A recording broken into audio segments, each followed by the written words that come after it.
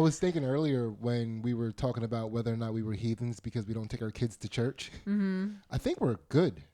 I think we lucked out. I think it was one of those, you know how like I was saying before that I'm procrastavoyant, right? And I don't enjoy this, yes. Right? And I was having a hard time coming up with an example, right? Yeah. So I would say that as a couple, we're procrastavoyant. Again, what procrastavoyant means is that you procrastinate, but then it ends up being better that you did. I know, like how we didn't get our girls into school, but it's like, who wants them in school during a pandemic anyways? They'll wait till it's over and start kindergarten when things are normal. Perfect. Yeah. Or, right, back to the example of church. Yes. Right? So have you ever thought about possibly taking our kids to church? Absolutely. So have I, but we haven't done it, right? Yeah. It's something that we just kept putting off. And now we are in a pandemic and there's no church, right? Right. Here's the caveat, right? So I don't know about you, but I did grow up in church and I had to go to Sunday school. You don't know about me. Well, I don't know to the It's been level. 20 years, Sydney. Well, to the level that I had to grow up in church, right? I mean, again, I don't think it was the same, right? But I think everybody feels that their childhood church experience was extensive or intense, right? But they're not all. All childhood church experiences aren't built the same, right? I was in church all the time from Sunday school, regular church service, choir practice, usher practice, Bible studies, prayer meeting. So in a 7-day week, I was in church like 5 days a week for no less than an hour each time I was there. Mm-hmm. Churchy shit, just all sorts of churchy shit. There was never a moment while I was doing any of that church stuff that I wasn't making all kinds of promises to God about how I would just be a good person and dedicate myself to the cloth if I just never had to go to church again. Are you serious? I swear to you, I would just sit in it like it's anything. If you could just end church forever, I promise. Like, this is it. Like, it's like, I like you. I just don't like here.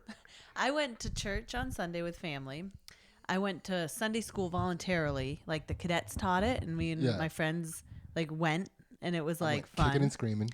I went to God's Gang and then Young Life Oh, you talking voluntarily. About summer church camps? Yeah, well, they were like, I was a counselor in all of our summer church camps. And then there was like a Bible study offshoot of those fun like kids church groups. That I'd like try every once in a while, and I'd go once, I'd be like, whoa, and then like a couple months later I'd go again because like I had friends that were really into it, and I'd just always be like, maybe I'll do this, and then I'd go and then I'd be like, no. Well, I mean, I never got to quit any of that stuff, and it was never voluntarily. Oh, it was forced. Like so, how many times a week were you in church? All year round. If you count all of those, I guess it would be like 3 days a week. So you went to church for 3 days a week for how long of your life? Well, we always went to church on Sunday, but I didn't start going to those things until like 4th grade when we moved to West Point, because they didn't have them at the other. Like, yeah. I don't know. I wasn't. So how long did that last? I went through high school. I kept going. So you went to church 3 times a week from 4th grade to high school? No, like twice a week in high school. See what I'm saying? 3 times You're a week cooking in the middle books. School. Everybody tries to cook the books on their church experience because everybody wants to feel like they had like the American, like this weird, I don't know, everybody, that's like a rite of passage that everybody survived church, and everybody wants to inflate their stats a little bit. But I'm saying I didn't. It was kind of fun. Yeah, but at the same time, again, going back to the procrastavoyance of this situation, right? Little girls love structure and rules. Mm-hmm. Little boys hate it. Mm-hmm. So church, and wearing dresses. Exactly. I gotta wear church shoes. You know what I mean? Like, you get to, I have to. Mm-hmm. For almost every part of the Venn diagram, there's almost nothing in the middle for us. It's like, man, we get to eat. Yeah, that was it. We got to eat. Our kids have been to church twice now. Yeah. And what the best part about it was the cake afterwards. Okay, that's in the middle of all of our family's Venn diagram. Guarantee it. Yeah. Guarantee it. But just like, again, sitting there, and again, black church is long. Yeah, my church wasn't like, Yeah. it was like an hour. So we're putting in hours. Yeah. You know, like black church service is very long, like 2 hours at the least, like minimum it's 2 hours. So, I mean, it's just like I got like airplane pilot hours for my church going, you know? Yeah. It's so again, I'm sitting there the whole entire time, like I know our son would be, right? Like how confusing that is for a generation of children right now that exist that made that promise to God that if they just stop church. You did this. You brought this pandemic on us. Oh, I didn't. Goodness gracious. I mean, there's no way God was like, oh, shit. I forgot to listen to Sydney. Let me take care of Sydney's request from 1995. God works in mysterious ways. I learned this. Do you think God's procrastinating? Is that what you're saying? I mean, people keep saying God is a black man. That's another thing. Yeah. That society needs to kind of wrap its head around. I mean, think about how old the earth is and how old everything is. You think God's doing everything immediately? Like, time is different to him. He's like, I'll get there. Time is different to him. You think God has phrases like, listen, God may be late, but he always on time. Absolutely. Isn't that the God we all want? Like Morgan Freeman would say that. Yeah, that's something Morgan Freeman would say. I think Morgan Freeman is our favorite God. Yeah. As a society. Probably. He was the first God that went, And no, God didn't say that before. Up until then, God was like a very rules-oriented kind of stuffy guy. Yeah. You know? It's, I could see, I'm seeing it now. I'm seeing it now, like all the ways that God could be a black person. Although, I don't know, I feel like people nowadays would make the argument that if God was a black person, maybe things would be a little better for black people in 20. Now, I think in America, things are great. Think about the butts he gave black people. Like, does anything else really matter? Well, I mean, now, no. Like in the 2020 Instagram era, nothing else matters. It's all coming to time. Like, just give it time. It'll all even out. I guess if I think about it, because when I think about most of the Instagram butt models, they're white. And we know how much a black guy loves a white chick with a fat ass. I don't know, man. This all checks out as far as I'm concerned. Yeah. God's a black guy. Yeah. Yeah. Yeah. I was watching base jumping videos today. Well, not base jumping videos. I was watching videos where people tragically died base jumping and like all the different mishaps that go wrong and everything. Did you know base jumping, like the word base and base jumping, did you know that was an acronym? No. Yeah. I had no clue. It's bet your ass shit's bad. I don't know. I don't have any base. Yeah. B-A-S-E. B-A, not B-A-S-B. You were good. Bet your ass shit's expected. Okay, you could have said everywhere. That starts with an E. I mean, there are a lot of places you could have went with that. You went with first it was a B word, but no, base. Fixed it. Expected. So base jumping. Base is building because it's named for the different places you jump off. I might have heard this once before. Yeah. Right. Building, antenna, span, earth. Why span earth? See, why did you read those together? Those are I know those are separate, but like, okay, you jump off a building, maybe you jump off an antenna. Yeah. I guess. Are you thinking a car antenna? Yeah, I don't know. No. They came up with this a while ago. Yeah. There might be like cell phone antennas. I don't know what they were thinking. I mean, they're crazy people. antenna, right? Like cell phone towers are antennas. Right. Right. So, but span and earth, like span. What do you think span is? Span like the distance that they're jumping. What spans a distance between two things? Like a tightrope, like a bridge. Bridge. Bumping up two bridges. Bridges. Spans. And earth, like just jumping off a mountain. Yeah, cliffs. Okay. Cliffs and things. Okay. Right? Okay. Cool. Yeah. You just learned. You didn't want to accept that knowledge almost. I mean, I wasn't trying to trick you. I just felt like the people that came up with it probably jumped off of buildings and hit their heads too much. Yeah? Yeah. So then You just trying to make up for the fact that you said BSAB. Really? I just feel like you're lashing out now. At a very small yet a very supportive community, very a community that very much supports Two Jack Bros. Do they? Base jumpers? Yeah. I don't know. That's probably our crowd. You think so? Yeah, this podcast is a little bit of a tightrope. Yeah. People like to live risky. Yeah. Okay. Yeah, that's oh man. I can't stop thinking about how, like the other day our kids were watching Charlotte's Web. Yeah. That's an intense story. I know. Like the cartoon is intense. Yeah. Like, I don't think like there's that part where Wilbur finds out the process that he's going to end up being food. Yeah. And he's like, I don't want to die. Yeah. I don't want to die. Like I was upstairs while that was playing. Yeah. And that was like getting me in my soul. Yeah. I was just like, he doesn't want to die. It's just like, oh my God, stop this show. Like, I almost wanted to be like our kids. Like, they can't watch this. Like, I can't handle this.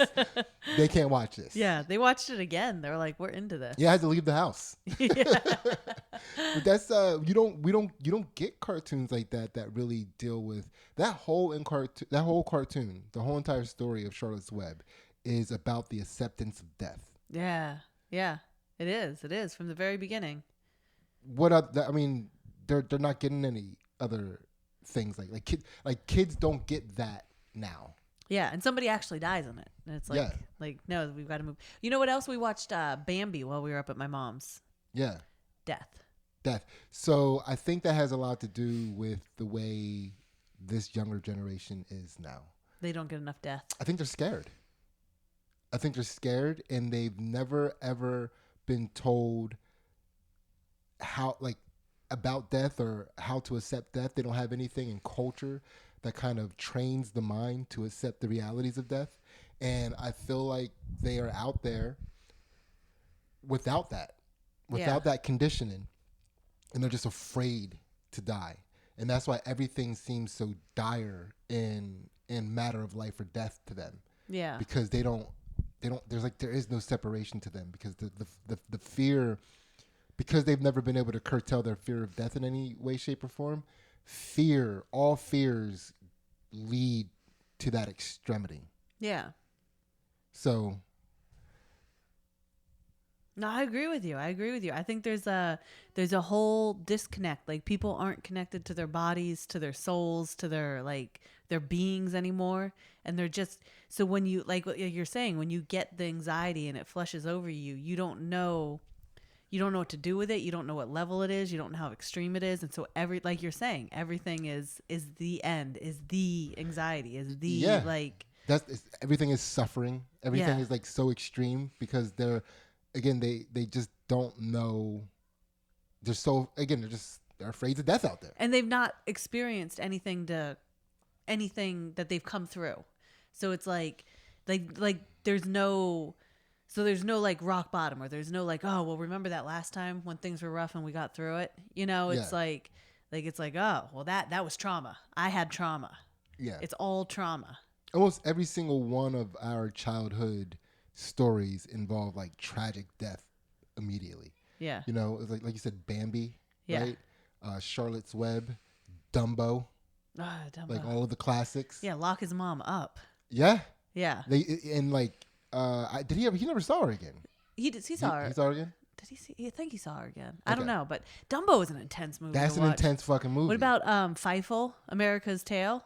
Yeah. Loses his family. Like all of our stories were like little kids out there like trying to figure it out with everybody dying around them. I guess that's why people were getting so bent out of shape about the idea of kids being separated from their parents at the border. Yeah. It's like they never saw Dumbo. Yeah. They don't know that these kids are going to develop special powers and fly with their ears. Yeah. They're going to get the cats to go to China. Yeah. Remember? You're trying to deprive these kids of a magical coming of age tale. Yeah. Yeah. Right? That's what it is. That's what it really is. Like, they're like, oh, we don't want these kids coming of age. We never came of age. We're not going to let these kids come of age. Fuck that. They're just stepping on other people coming of age. Yeah. They don't want them to have a special story. Because nobody has a special story right now, because everybody, like, everything's so nerfed. Yeah. Right? That I was just talking to Tim Butterly and Matt McCusker. Shout out Stoner Dad's podcast coming out near. Oh, actually, it might be a little bit of a secret and mystery. You might have to find it yourself. Who knows? Who knows? But we were just talking about. Wait, what was I just saying before that? Everything's nerfed. Yeah. Oh, no, about the idea of people wanting to like have the outcome of a tough life, but not actually have to live the tough life to get it. Yeah. So it's. I was talking to somebody at our gym, and we were talking about the same thing. And I think it was Steve, and he kind of condensed it, or it's like the idea of like wanting life experiences without the life experiences. Yeah. Right? And that is where so that there's a combination, like these people that are afraid, that have no idea how to rationalize the fact that they're mortal, right? Mm-hmm. And then being told that if you identify as something, then you just get to be it, mm-hmm. right? So if I'm a person of this era and I want to identify as somebody that, like, you know, came from the hard knocks and has street smarts and, you know, had a tough life, right? I can just say that. Especially if you're a POC. Yeah. No, I mean, you can't deny that if I'm a POC.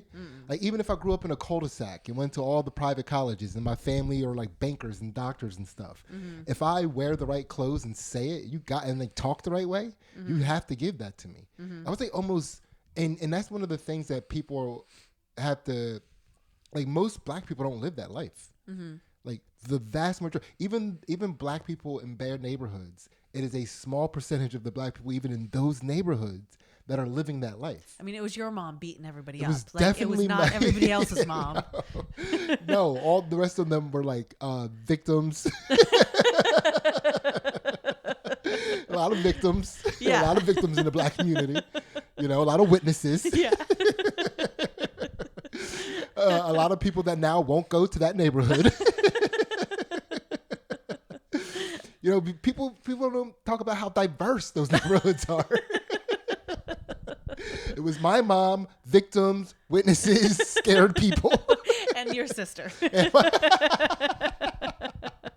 was my mom and my sister, victims, scared people. Oh, man. Man, so diverse. Black neighborhoods are so diverse, right? Yeah. And again, you got to think about that. Like, even I'm not my mom. No. Right? Yeah. So I was a witness.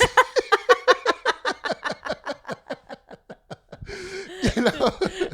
It's like, your sister was your little mom. It was like, man, I was a witness for the most part. Yeah. You know, like, even so, it's like my mom had that life. Yeah. You know, you were just catching their babies as they like the fights. Just like, oh man, but do you understand what I'm saying? Like, I don't like haven't been in a situation where I grew up as a child, moving 11 different houses by the time I was in 6th grade. A mom that was fired from she'd never worked a job for longer than a year until I was 35, 36. Like, it wasn't that long ago that we celebrated that milestone for her. So a mom who's getting fired from every job she has after like 8 months of working there, right? Moving all these different houses, living in a car, living in the Salvation Army. You know, I would never say that I had a rough life. My mom's life seemed like it sucked. I mean, she had all that shit, and she's dragging around 2 kids. And she's taking you to church the whole time? No, my mom didn't take me to church. It was grandma's house? Yeah, it was when I lived with my grandma. That was when all the church happened. Oh, God. Yeah, no, my mom was one of those people that would, you know, like, she'd hit rock bottom, and then she'd be like, I got to get my shit together. And then she'd go to church, and then she'd learn a new catchphrase, and then she'd be like, oh, I'm good. And then she'd like leave, keep that catchphrrise. That's, you know? That's church. Yeah. that works. That's church. You need Jesus. Like, is that where you learn that, Mom? Church. I'm a Christian now. I'm born again. You need Jesus. Get your shit together. I remember the one catchphrase she got when she went to church a little bit was God don't like ugly. She liked that one? Yeah, because you're really just going to church for, again, when you're my mom in the black neighborhood, when you're my mom, right? You're my mom. When you're that small percentage of Cindy's people mom. that are my mom. You know who you are. You know who you are. Yeah, you do. So when you go to church, what you're really doing is going there to get information or something that you can use to weaponize in your life. You know, you're going to use this at all the haters. Yeah. I'm sorry. COVID. I'm sorry, I COVIDed you. But yeah, you're going to use this at all the haters. Yeah. You know, and I remember when she got God Don't Like Ugly. Yeah, that's a good one. She was sassing that all over the place. Yeah. All over the place. I remember one time she found out that somebody was talking shit about her from a very reputable source, right? It was the person who was talking shit. It was her best friend who was starting to become friends with my mom and told my mom that, you know, Lady X was talking shit about her, right? My mom called her up. The lady answered the phone, and my mom goes, "God don't like ugly," and hung up. No hello. Your mom's so scary. Isn't she, dude? It's like I don't like. She's like this. She's like a weird anti-hero figure, right? Because she's not necessarily the good guy. She's not necessarily the bad guy, but she has some sick ass catchphrases. Did I ever tell you once that I accidentally pocket dialed your mom? No. And I hung up? Yeah. And she called me back? It was like, God don't like ugly.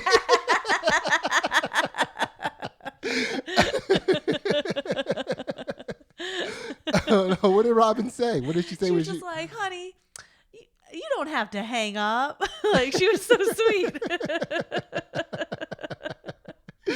Yeah, I mean, that's the thing. She's a sweet lady. Yeah. Sweet lady. Crazy as all the Dickens, right? But yeah, wild stuff. Wild stuff. I don't even know what we were talking. How do we even get to my mom being that small percentage of black people? Because people that don't want to live through life experiences but want to act like they did. So they want to have all this knowledge and wisdom. Everybody wants wisdom right now. People don't have wisdom anymore. Like, not even...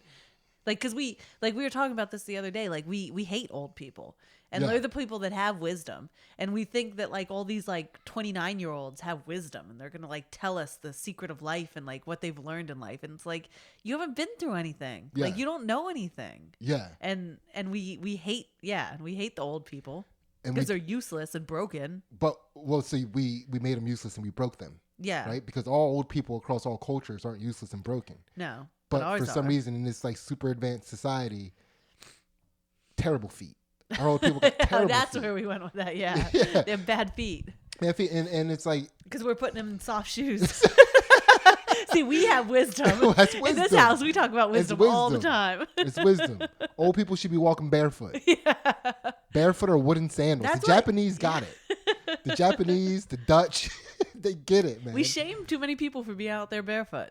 We do. It's not right. And that's what I'm saying. There's like this weird invisible hand that is trying to separate us from all of our social strength depositories, you know, like... Well, dude, that's like the craziest thing about this whole COVID thing, right? Because like everything that like leading up to this, it was like, you can't raise children by yourself. It's so hard. We need a neighborhood. Remember back in the days when like the whole neighborhood used to help raise kids and we're all making sure people are doing the right thing. And then it was like COVID and it's like, do not go to your neighbor's house. Do not look at your neighbor. Don't cross the street when they're walking towards you on the sidewalk. Like, have no This is like trying so hard to separate us as human beings. Like, your bubble needs to be smaller. Like, you know, like, it's crazy. It used to take a village to raise a child. Now it takes a village to cancel a child for being outside without a mask. Yeah. Yeah. That's there's something, you know, like something that's like keeping us, like the invisible hand is trying to draw a wedge between us and old people to keep us from the wisdom. Yeah, we can't even see old people right now. You're gonna kill your grandma if you go see her. No church. Which is where the old people are. That's what that is a wisdom tradition. Yeah. Church is a wisdom tradition. For sure. Yeah. So, and again, like you said, it's where all the old people are. So it's like, fuck, we can't go to nursing homes, can't go to church, you can't go anywhere to see them. That is probably where old people are kicking the deepest information. Yeah. Nursing homes. Yeah. Because they how good they feel. Like, you come to visit and they're like, they get their adrenaline spikes. And they just start saying dope shit. The old people at the bar, that like the old dude, that like that old drunk dude has a lot of wisdom at the bar too. A lot of wisdom. He's fucked up a lot. Yeah. He's seen a lot of different rock bottoms. Yeah. Right? You need to talk to him. You need to go to the what are they The VFWs. Yeah, the VFWs. You need to go there and learn a thing or two. Suck an old man's dick. Yeah, come on now. Get some wisdom. Get some wisdom. Yeah. So then there's the invisible hand that is trying to keep us from each other. Period. Like we can't even interact with each other. So it's just young people too, right? And then there's that invisible hand that's hey, you don't need a dad. It's just there's a lot of the things that are sources of wisdom and strength and good energy for us are being eradicated right now. I feel like I'm primed to join a cult. Like I am being molded, and all of a sudden a cult is going to come walking in and it's going to be shiny and gold, and I'm going to be like, I need that. Listen, we're just trying to bring people together. We're not trying to get you to join a cult as well. We just know that we're vulnerable. Yeah. We're very vulnerable to cult behavior right now. Uh-huh. But, again, just trying to bring the world together. This is a unity podcast, believe it or not. Yeah. It's about bringing people together and getting over our differences and seeing each other as humans and accepting the fact that my mom is that small percentage of people in the black community that it's not all, you know what I mean? But these are the truths that people need to realize. So then you go to college and then you have every single black person at your college was one of those people. And the fuck out of here. You're being lied to by 99.9% of those black people. Yeah. It's wild, but everybody just gets to claim that. But because you went to a high school that was 50-50, right? Yeah. And how many, you had some good friends that had similar experiences to you, right? Mm-hmm. Had moms that were living, that were good friends with your mom. Yeah. Running. So but it wasn't every kid in your high school that was black that was living even though there were neighborhoods, right? Yeah. And a lot of those black kids, when they were oh, his mom, you know what I mean? To you? Yeah. It's my mom was a crazy woman. Yeah. In that neighborhood. Yeah. But yeah, you're right. It was a very, very small percentage of the black people. Were you friends with all the other kids whose were we all knew moms, each other. Because we all, most of us grew up in the same, government subsidized housing community. Yeah. And then when we came out of that community into the greater Pottstown area, we were all in the same poor neighborhood, and so we're all the same poor white kids. It was a very mixed neighborhood. Yeah. But it was it's funny to me because it's the opposite with the white culture, because in black culture everybody wants to claim that very small percentage of people that have it hard and get through it hard, right? And in white culture, it's almost the opposite. People want to come from sophistication more so than the white trashness. People try to hide that more than celebrate it. Yeah, you try to say that you how great your family is and how beautiful it all is and how everybody's so amazing and gets along. And yeah, it's we went to a liberal arts college, and I swear to you, all of the people claim that they had moms that were tough fighters, right? Oh, mom, it's just then why did you come out? Wait, on your floor? Just period. Even the white kids said they had moms that No, were I'm talking about all the black kids. Okay. Almost all the black kids that I talked to. Yeah. Almost. That's what I meant, your floor. Yeah, but again, it was we had what, a couple hundred maybe black kids on our campus, and I've talked to most of them, and a large majority of them claim to have had that experience. Yeah. Where it's no, you didn't. Yeah. You wouldn't have come out as soft as you are if your mom was what you're describing her to be, or if your upbringing was what you're describing it to be. It's you're a very, you're veal. Yeah. You have a not just veal physically, but you have a veal constitution, and I can see it. And I want to ring. You know what I mean? It's and I got it. Well, I'm trying to not be a feral person. You know what I mean? I know you are, Sydney. Dude, I see that in you. I appreciate that about you. Thank you very much. I know it's hard for you. Thank you very much. When we went out today to the nature preserve, I know it was hard for you. You wanted to go attack all those veal people walking around. It's tough, man. It's just annoying watching people make those claims when they're lying. Yeah. And the only way to check them on it is to punch them in the face, and now you're the bad guy. That's a rough life. It's a rough life, man. It's like the only way to prove it is to punch you, but if I punch you, that'd be proving me to be a bad guy or something. It's like, I'm trying to get away from that image. Oh man, that's and it's another like going on with that. It's like we have this like social arrogance now, where it's just we believe that like we know better, and there used to be a time when it was like we knew that we didn't know better. Yeah. And the wisdom was know what you don't know, like know that you don't know everything.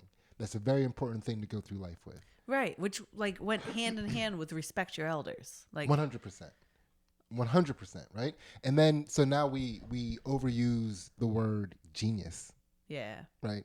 Everybody's kid's a freaking genius. Everybody's kids are how is everybody's kids a genius? I don't know. How come on. All of your kids aren't geniuses. No. You know? And then it's success at something gets called genius, right? Yeah. Where somebody will say, "Oh, Kim Kardashian's a genius. She's got like millions and millions of dollars." Like that's not the measure of genius. Right, right. We live in a capitalist society. Yeah. Where sex sells. Yeah. That's not genius. You can call her a businesswoman. Successful, very successful, right? A profitable, very profitable, because she is her business. Yeah. So she herself is profitable, but that doesn't make her a genius, no. Right? And again, a lot of times the arrogance of human people is that what we're calling genius is anything that we perceive to be smarter than us. Yeah. Right? That's genius. Yeah. It's like there are levels to this. Yeah. You know? Yeah. It's just just a funny thing I've been noticing. I'm just putting it. Listen. This is wisdom tradition right now. This is I'm just dropping the wisdom. Yeah. You know, because we can't accept it from old people right now, and I mean, I'm like at the cutoff. You getting there? Yeah. Yeah, I'm almost at the point where society is going to try to start separating me from the listeners. Yeah. Yeah. You know, and start putting a wedge and start like bringing up my past and like labeling me a bad guy somehow. Yeah. Right. Yeah. It's gonna be. I can't wait to see how they try to take me down. I remember what you said when you were 20. Yeah? What did I say? You said it all. I said a lot of stuff. Yeah. I feel like you've gotten, you said more now than back then. Yeah? Yeah. Yeah, probably. Gotten more controversial as you've aged. Yeah, because I didn't get it. I was, again, I came from one of those, whatever. Come on, that's not what we're here for. We're here to bring the people. We're here to bring people together. Yeah. That's all we do on this podcast is bring the people together. I was like learning the other day about all the people that volunteer to watch public executions. Like volunteered to go? Yeah, because they need, in U.S., they need witnesses. Yeah. So people have to like volunteer.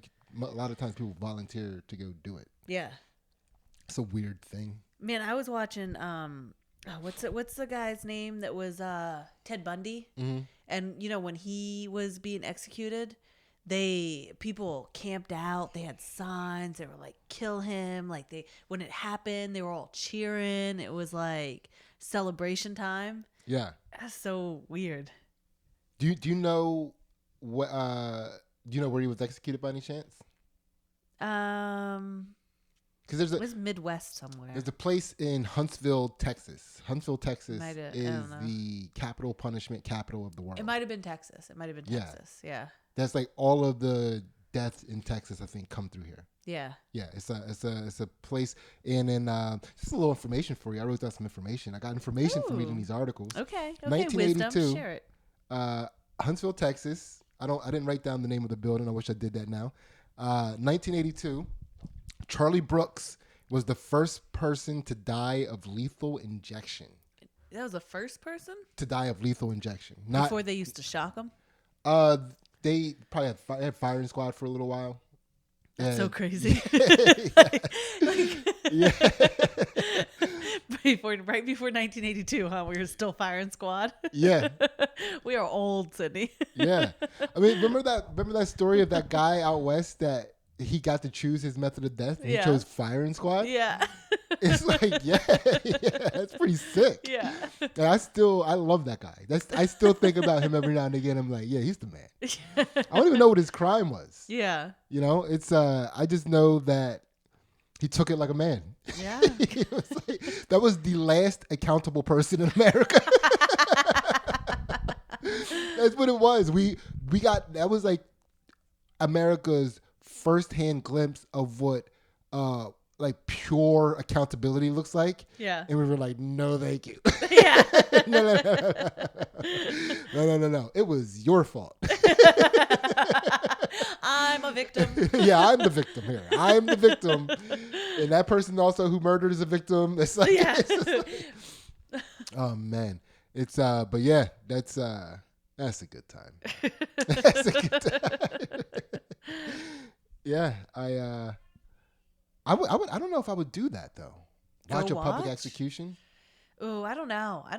I was I heard a thing that I have no facts about this. So, but I heard a thing that Trump was like trying to get like 5 people executed that were on death row before he leaves office. It was presented as kind of like a smear. Like it was a liberal news being like, Trump's a horrible person. Look, he's trying to kill people before he leaves office.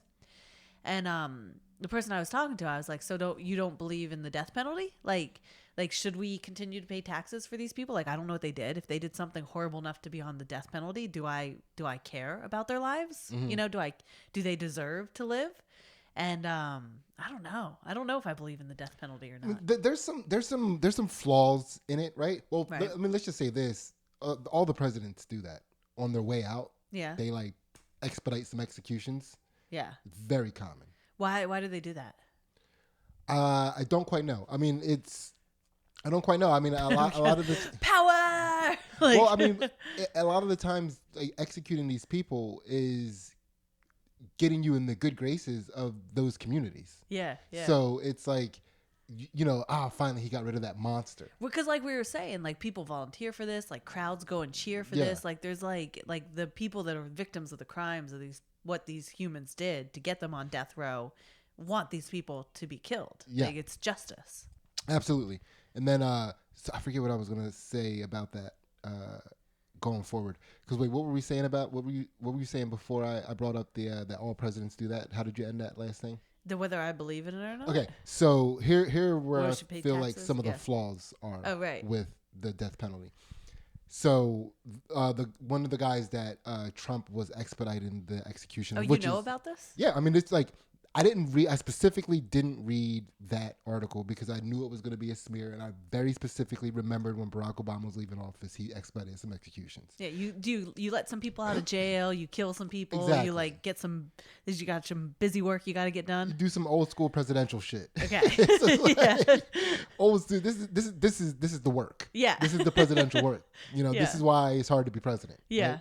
So, and, because of that, I just didn't even want to get into that. Like, it's just like, because then I'm just going to get upset that they're, I keep wanting to look it up, but I'm like, it's like this do is I gonna want to? make me annoyed. Yeah. Make me annoyed.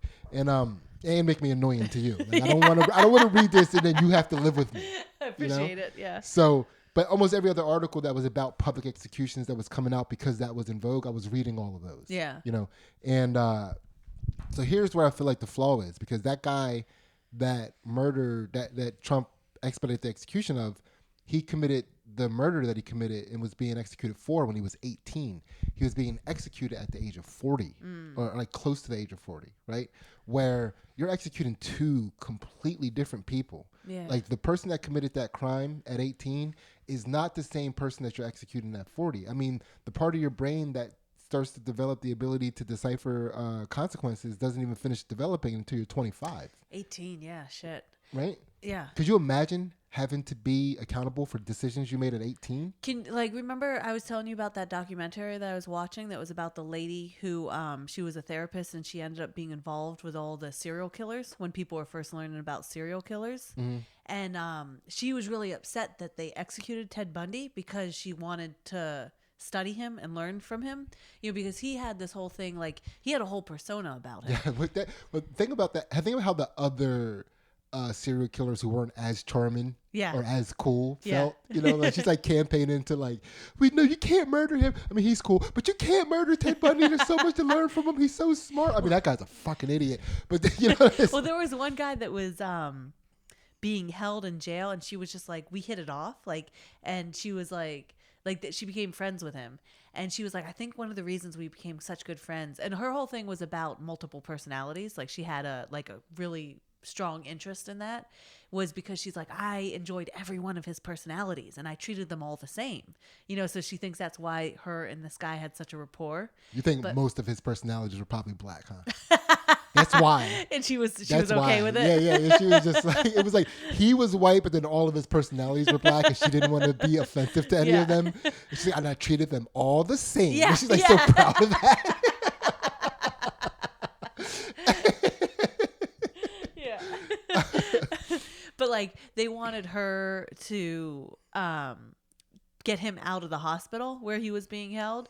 And she was like, I wasn't going to do it. Like, he already tried to kill, like, 3 of his lovers, like he... Yeah, and 2 of his personalities.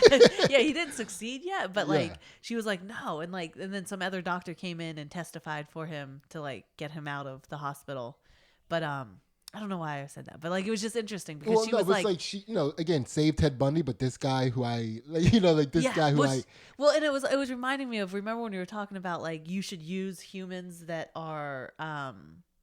that want to commit suicide to study them, like use them for things like, so like she want like all these people on death row, like, are they useful? And is that like, is it wrong? Like, is it immoral to use them to learn about human beings versus like just killing them? Yeah. Can we fuck them? What can we use them for? There's got to be an industry around like recycling serial killers somehow. Like, we'll figure that out. Yeah, we figured out what to do with the people who wanted to commit suicide. Yeah. Well, and her whole thing was that the people, the worst crimes that they commit, the worse they were treated in their childhood and coming up, because like Ted Bundy tried to present himself as somebody that talked about true evil, and he was just evil for the sake of being evil. He was just a murderer, and he tried to say that his home life was great, that his mom was great because he's white. Yeah, and he didn't want to admit it. Yeah, the white people are trained to deny shitty upbringings. That's crazy, because there was a black guy on it, and he was like, "Oh shit, my childhood was horrible." Like, he was like, "It was bad." Oh, you wouldn't believe it, man. I don't believe it sometimes.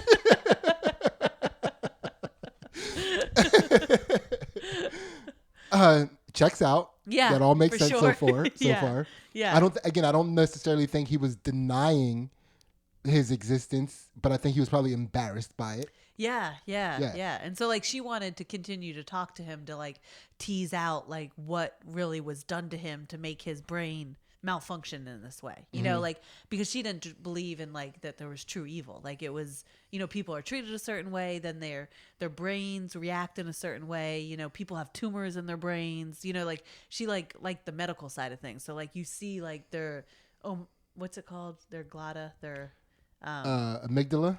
Their amygdala and like different parts of their brains were deformed, or like people literally had tumors, so I think and they were like, here is like amygdala, hippocampus, and I might be wrong about all of this. It's all good. Frontal lobe. This is the frontal lobe. Yeah.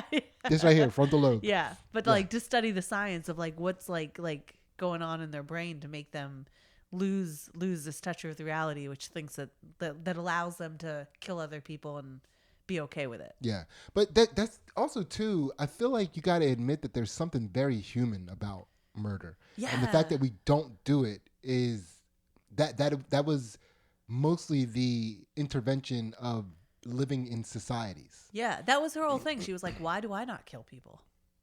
Like, that's what... You don't want to get... Because you're a bitch. You don't want to get in trouble. You know what I mean? That's why. You don't have enough bicep strength. It's like, because you're veal. Because you didn't grow up with the Ted Bundy lifestyle or that black guy. Yeah. You grew up with the life Ted Bundy is claiming he had. Yeah. That's why. That's why you don't kill anybody. Because you would die of exhaustion trying to kill somebody. There was one guy that the one guy that they kept talking about that like had the tumor and like didn't quite, like, he had a job where he like served food and stuff, and he had a wife, and he would tell his wife, he was like, don't go out at night when it gets dark because there is a serial killer out there. Yeah. And it was him. Yeah, well, maybe here's the deal. Because sometimes it's really difficult to get women to listen. Yeah. Like I remember how hard it was for me to convince you to put curtains on your fucking window in college or whatever. Yeah. It was like, come on, you can't do this kind of stuff, you know? There's people out here killing people, and like she wouldn't listen. So he had to prove it. He had to go do it. Like that's probably what most murder. Like every time a dude's married and is a serial killer, he was trying to prove a point. Ted Bundy was married or had a girlfriend. He had a girlfriend, but you know what I mean. It's like listen, we can't live like you can't. You got to listen. It's dangerous. And she's like, I don't care. It's life, and like nobody's gonna hurt me. Nobody's thinking about me. And it's like, no, listen, I get that you don't think that, like because you're a nice person, that doesn't mean that everybody else is gonna be a nice people, and you got to understand that people are killing people. I haven't seen anything about anybody getting killed. If they said people were getting killed, it would be in the newspapers. Like, fuck, I gotta go. All right, I'll show you. All right. Get a newspaper tomorrow. I'll be right back. You when you're on your way to work tomorrow, get a newspaper. I swear I'll be right back. Yeah, I would imagine it probably that's probably how that happened. Yeah. Yeah, that's but that too. It's like again, it's funny to me because I'm like moving forward as if I'm 100% right about how this guy murdered his first person, right? And again, like. It's that I'm doing that I know that I'm moving forward as if this is right, and I also know that it's absolutely ridiculous. Yeah. But I like this transition in conversation. Okay. Go ahead. So if you're gonna teach me a lesson. Go ahead. This is you. Well, no. This is just like how a lot of serial killers can probably happen, right? Where it can also be like people that are just like dumb as fuck and like super confident. Oh, yeah. None of these people seem... I mean, Ted Bundy, I think, was the exception because he seemed intelligent. You know, I'm not quite sure. He was at least charismatic enough to come off as intelligent. Yeah. You know, I don't know. But, the other people that they showed were, like, not intelligent. Yeah. And if you're confident enough, you start believing your bad ideas make sense. Yeah. Right? Yeah. And you're in that situation. It's like, fuck, she won't listen. Something's going to happen. You know what I mean? It's like, dude, the only way she's going to listen to me is if people start getting murdered. Yeah. It's the only way. And it's for her safety. Yeah. So then you got to go find like murderable people. Yeah. You know, so. Girls with no shades on their windows. That's why they always end up at like sororities. Look at them all. They're all drunk in there together having a pillow fight with the shades up. Yeah, that'd be funny. It's just like, why are all these people getting murdered for doing the things you tell me I shouldn't be doing?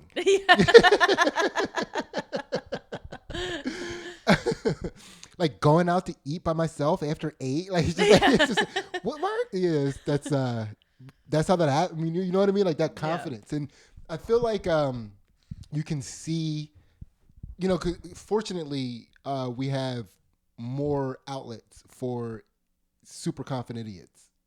You know what I mean? Yeah. Like we have like more sports and more things that they can apply themselves to. It's like, all right, you know, if you're a super confident idiot, please don't go kill people. Maybe you like base jumping. Yeah. you know what I mean? It's like there's a lot of things that people can do now. It's like, hey, you know, maybe you're a UFC fighter. Yeah. Yeah. You know? And it's like Tony Ferguson to me. He would be a killer. Dude, he's probably the most confident idiot in UFC. Yeah. In UFC.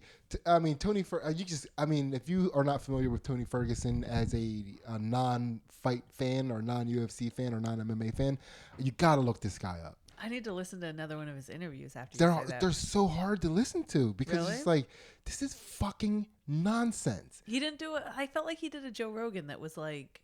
He might have, but Joe Rogan's good at prompting people and like directing a conversation. Yeah. A lot of the time when he's talking to these reporters, since these reporters are all so concerned with having this moment be viral, they just let him talk. Yeah.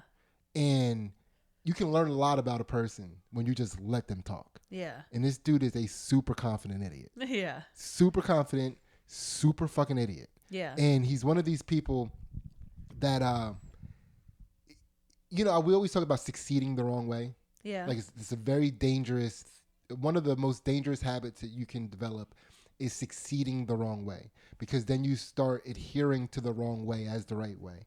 And then when things start going wrong, you're so far behind because you were succeeding the wrong way in the first place. So the first thing that you're going to try to do is make the wrong way right, not go all the way back to the right way. You're going to go look at the wrong way that you were doing things and then start fixing that shit the wrong way.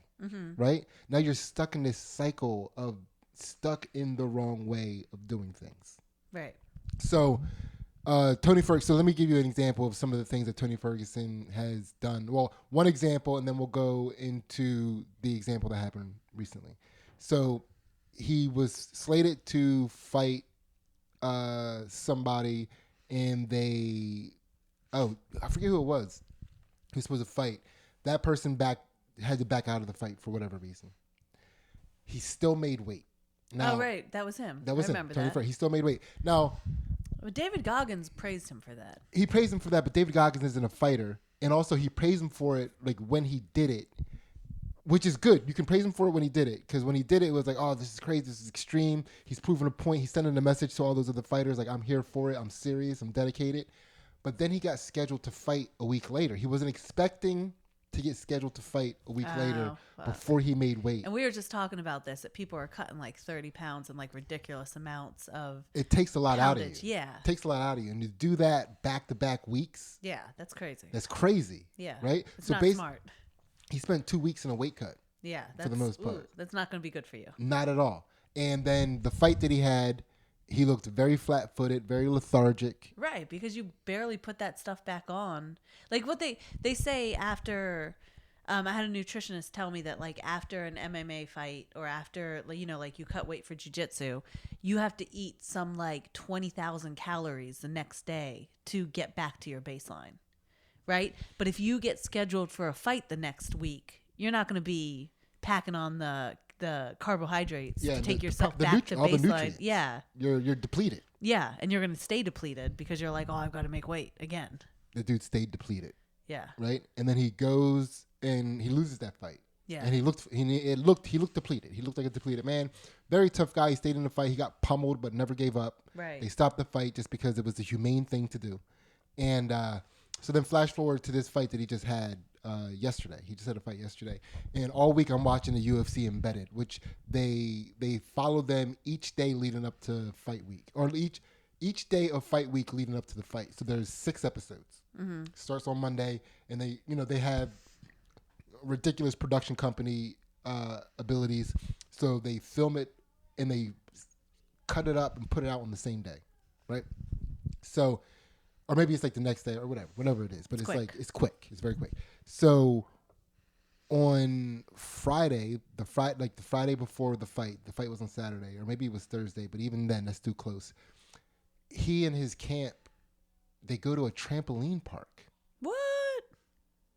And he jumped on the trampolines? Jumping, flipping, tricking on all these trampolines. And it was like, I get where he's going with it. He wanted to go somewhere and be acrobatic with his body, move his body around. Loose, have fun. Right? But trampolines take all of the spring out of you. Yeah. I don't care what kind of athlete you are, what level of an athlete you are. Trampolines take it out of you. They're like, it's crazy. Like if you were like a character in a video game, like Street Fighter, and you guys were fighting on the trampoline, like as soon as you guys both plop down on the trampoline, it'd take like a little bit of your energy bar. Yeah. You know? Yeah. It's like that's a crazy idea, but he has nobody telling him, because again, he's running his camp and he's has all these crazy, ridiculous, off the wall training techniques that he uses. Right. So you can't question me. I know what I'm talking about. Yeah. You know, and so his habit of succeeding the wrong way has put him in a place where he's going to be making terrible decisions for a while. It seems like there's a lot of people, like because information is so available, and because it's more and more people are having the opportunity to create their own gyms on their property, or, you know, however they just have access to, you know, working out and getting what they need. It seems like more and more people are creating their own corners and making their corners, you know, they don't have a head coach. They don't have somebody in charge of them, and they're in charge, and they're like, and it's like, that's not good. Yeah, like it works once, and then it's like, oh, this is gonna be bad. It's like, do you know how dumb you are? Yeah. It doesn't seem like you know how dumb you are. Yeah. You know, like that's what I feel. Yeah. And it's like, I get it. Run your shit. I'm not mad at that, but at the same time, it's like, maybe you shouldn't be running your shit. Yeah. You know, a lot of times the guy who thinks like, you know what, I could do this all myself, shouldn't be doing it. Yeah, that's like one in every decade guy can do that. Yeah, it's like, as a matter of fact, coming up with the idea is an indicator that you shouldn't be doing the idea. Yeah, that's so true. It's like, you want to know how you know you shouldn't be coaching yourself? If you ever like, man, I can coach myself. Oh man, I could do this all me. This is me. All they're doing is telling me what to do when I'm not seeing it, and they're seeing it from the outside looking in. That's all they're doing. All I have to do is look outside of myself, into myself, and see what they're seeing. Yeah. That's it. Yeah. Anybody can coach me. Oh man. It is always the dumbest guys that try to coach themselves too. 100%. Yeah. 100%. It's not there's no coincidence that is the case. Yeah. You know? Yeah. It's and ironically, all of them had hard lives. So true.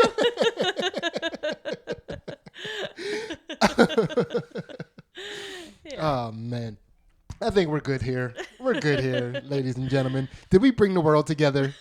Are you guys all together? Did this episode make you feel right with humanity again? Because that's all we're trying to do. We almost forgot to shout out our sponsor. Ladies and gentlemen, we want to give a quick shout out to our sponsor, Sick Butts. If you see a sick butt out there and you want to grab it, use promo code JACKEDBROS. That is, you get 2 cheeks for the price of 1 grab. Grab both of those cheeks and just whisper gently in the ear, "Jacked Bros." Just very jacked bros. Close your eyes because eye contact is weird, ladies and gentlemen. And there might be mace. There might be mace. Be ready. Close those eyes. Be ready. That should be our next sponsor, Mace. Yeah, I think so. Dude, we make a fucking killing. Yeah. We need to start getting like greedy capitalists. Yeah. Like, that's a good move. We can sponsor Sick. We got Sick Butts and Mace. Yeah, I got it. All right. Should have got the shout outs ready while I was shouting out our sponsor. Yeah. So real quick, our shout out to Mike Butler, Mike Levy, Liz Bott, Doc, Kevin Stevens, Julian from Canada, Kevin Lau, Mary Jo Butterly, Nicole Raj, Janelle, Courtney, Rick McCauley, Andrew Pace, Keith Butts, Kyle Hancock, Erica Daniels, Levi Mercer, Justin Masabi, Ezekiel Ellis, Logan, Ryan, Roger Down, Joe, Rob, Joe Franson, his girlfriend's company, Saved by the Wreath. Almost forgot Meg.says.so. That's Julian from Canada's wife in her Instagram page. And of course, check out her podcast, So and Tell. TJ James, our man down under, holding us down. Recently had a birthday. I don't know how old he is, but he looks young as fuck. I'm gonna get him. Yeah. I'm gonna get him. Hate that. I'm gonna age you, TJ. Nick Cupsey and his 2 books, Lost in the Mail and The 5 People You Meet in Wawa. Please check those out. They're very funny table reads. This old guy still don't remember who you are. Chris Bruno and Kevin McGran. Never can forget you guys. Graham Hoffman, Chris Tucker, Derek Towson, who is my brother. We have different last names. He wants me to explain that. We just don't have the time. There's too many shout outs. Sean Dowdy, what up? Guy Patterson, what up? Brian Bachner, what up? Tuscany Rodriguez, what up? And our newest addition to the shout outs, Sean the Boner King. Boing. If you want to be added, just let us know. Let us know. You're listening to Melissa Vile Kingdom and her band Circadian Clock. Check out Beethoven Violin on YouTube. She's got a new YouTube page. You're going to love her stuff. We love you so much. Thank you for listening, and good night. Bye.